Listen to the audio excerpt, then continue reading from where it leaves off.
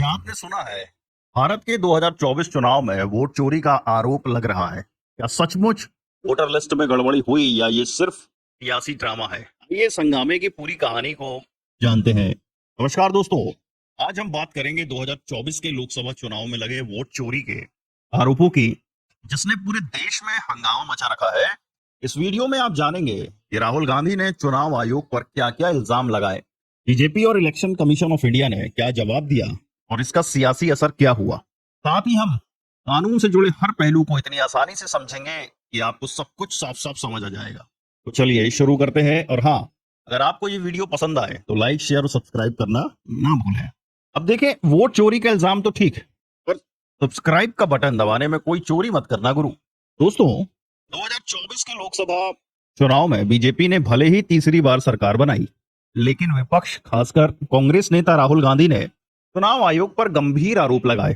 उनका कहना है कि वोटर लिस्ट में भारी गड़बड़ी हुई, जिसके चलते उनकी पार्टी को 48 सीटों का नुकसान हुआ। आइए उनके आरोपों को समझते हैं। तो देखिए, पहला, वोटर लिस्ट में हेराफेरी। राहुल गांधी ने बेंगलोर सेंट्रल के महादेवपुरा क्षेत्र का उदाहरण दिया। उन्होंने कहा कि यहाँ वोटर लिस्ट में 1 लाख से ज्यादा गलत एंट्री थी, जैसे डुप्लीकेट वोटर। मिसाल के तौर पर शकुन रानी नाम की एक महिला ने कथित तौर पर 2 बार वोट डाला। गलत पता, एक ही पते पर 80 लोग रजिस्टर्ड मिले। बल्क रजिस्ट्रेशन, एक साथ हजारों वोटर्स का रजिस्ट्रेशन जो संदिग्ध है। राहुल गांधी ने यह भी मांग की कि election commission of India digital voter list सार्वजनिक करे ताकि उनकी जांच हो सके, लेकिन ईसीआई ने इसे बेतुका बताकर खारिज कर दिया। अब समझते हैं सीसीटीवी फुटेज को गायब कैसे किया गया। राहुल गांधी का दावा है कि पोलिंग बूथ की सीसीटीवी फुटेज डिलीट की गई। ईसीआई का कहना है कि वो फुटेज सिर्फ 45 दिन तक रखते हैं क्योंकि यही नियम है। लेकिन विपक्ष का सवाल है कि भैया, इतनी जल्दी फुटेज क्यों डिलीट? कुछ तो गड़बड़ी है। अब बिहार में एसआईआर का विवाद। बिहार में जून जुलाई 2024 में हुए स्पेशल इंटेंसिव रिवीजन में 7.89 करोड़ वोटर्स की जांच हुई। ईसीआई का कहना है कि इस ड्राइव का मकसद डुप्लीकेट और मृत वोटर्स को हटाना था, लेकिन 65 लाख वोटर्स के नाम हटाए गए, जिनमें 22 लाख मृत, 7 लाख डुप्लीकेट और 36 लाख प्रवासी बताए गए। कई वोटर्स ने शिकायत की कि उनके नाम गलत फोटो के साथ लिस्ट में है या मृत लोगों के नाम शामिल है। राहुल गांधी ने तो यहां तक कहा कि बिहार में 124 साल के वोटर्स का नाम भी लिस्ट में मिला। अरे, ये तो बाहुबली फिल्म का किरदार लगता है जो 100 साल बाद भी जिंदा है। चलिए मेरे दोस्तों, अब इस मामले को कानूनी नजरिए से समझते हैं। भारत में चुनावी प्रक्रिया को representation of the people act 1950 और 1951 के तहत नियंत्रित किया जाता है।